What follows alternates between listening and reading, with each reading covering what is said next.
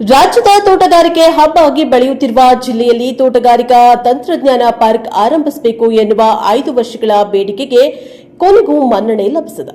ಗುರುವಾರ ನಡೆದ ಸಂಪುಟ ಸಭೆಯಲ್ಲಿ ಕನಕಗಿರಿ ತಾಲೂಕಿನ ಸಿರವಾರ ಗ್ರಾಮದ ಬಳಿ ಪಾರ್ಕ್ ಆರಂಭಿಸಲು ಸರ್ಕಾರ ಅಸ್ತು ಎಂದಿದ್ದು ರೈತರಿಗೆ ಆನೆ ಬಲ ಬಂದಂತಾಗಿದೆ.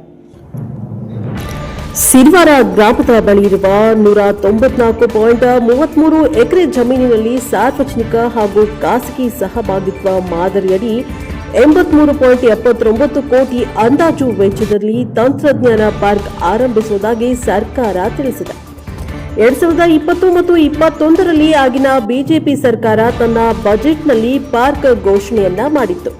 ಆಗಿನಿಂದಲೂ ಅನುಷ್ಠಾನಕ್ಕೆ ತರಬೇಕು ಎಂದು ಅನೇಕ ಬಾರಿ ಪ್ರಯತ್ನ ಮಾಡಿದ್ರೂ ಕೂಡ ಅದು ಸಾಧ್ಯವಾಗಿರಲಿಲ್ಲ. ಕಳೆದ ವರ್ಷ ಸೆಪ್ಟೆಂಬರ್ 17ರಂದು ಕಲಬುರಗಿಯಲ್ಲಿ ನಡೆದಿದ್ದ ಸಚಿವ ಸಂಪುಟ ಸಭೆಯಲ್ಲೂ ಕೂಡ ಚರ್ಚೆಗೆ ಬರಲಿಲ್ಲ. ಈ ಸಲವೂ ಕೊನೆಯ ಹಂತದಲ್ಲಿ ಸಂಪುಟ ಸಭೆಯಲ್ಲಿ ಪಾರ್ಕ್ ಕುರಿತು ವಿಚಾರವನ್ನ ಚರ್ಚೆಗೆ ತೆಗೆದುಕೊಂಡ ಸರ್ಕಾರ ಒಪ್ಪಿಗೆ ನೀಡಿದ್ದು ಜಿಲ್ಲೆಯ ತೋಟಗಾರಿಕಾ ಬೆಳೆಗಾರರ ಖುಷಿಗೆ ಕಾರಣವಾಗಿದೆ.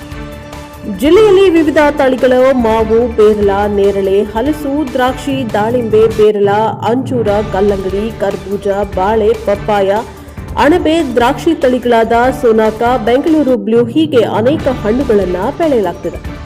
ಜಿಲ್ಲೆಯಲ್ಲಿಯೇ ತಂತ್ರಜ್ಞಾನ ಪಾರ್ಕ್ ಆದರೆ ಅವುಗಳ ಸಂಗ್ರಹ, ಮಾರುಕಟ್ಟೆ, ಮೌಲ್ಯವರ್ಧನೆ ಸುಲಭವಾಗುತ್ತದೆ. ನರ್ಸರಿ, ಮರಳಿ ಖರೀದಿಸುವ ಕೃಷಿ ರೈತರಿಗೆ ನಿಶ್ಚಿತ ಆದಾಯ ಮತ್ತು ಉದ್ಯೋಗದ ಅವಕಾಶಗಳು ಕೂಡ ಹೆಚ್ಚಾಗಿ ತೋಟಗಾರಿಕಾ ಕ್ಷೇತ್ರವು ಹೆಚ್ಚಾಗಲು ಸಾಧ್ಯವಾಗಿದೆ. 2021 ಮತ್ತು 2021ರ ಬಜೆಟ್ನಲ್ಲಿ ಘೋಷಣೆಯಾಗಿದ್ದ ಪಾರ್ಕ್ ಸಾರ್ವಜನಿಕ ಹಾಗೂ ಖಾಸಗಿ ಸಹಭಾಗಿತ್ವ ಕನಕಗಿರಿ ತಾಲೂಕಿನ ಸಿರವಾರದಲ್ಲಿ ಆರಂಭಕ್ಕೆ ನಿರ್ಧಾರವಾಗಿದೆ.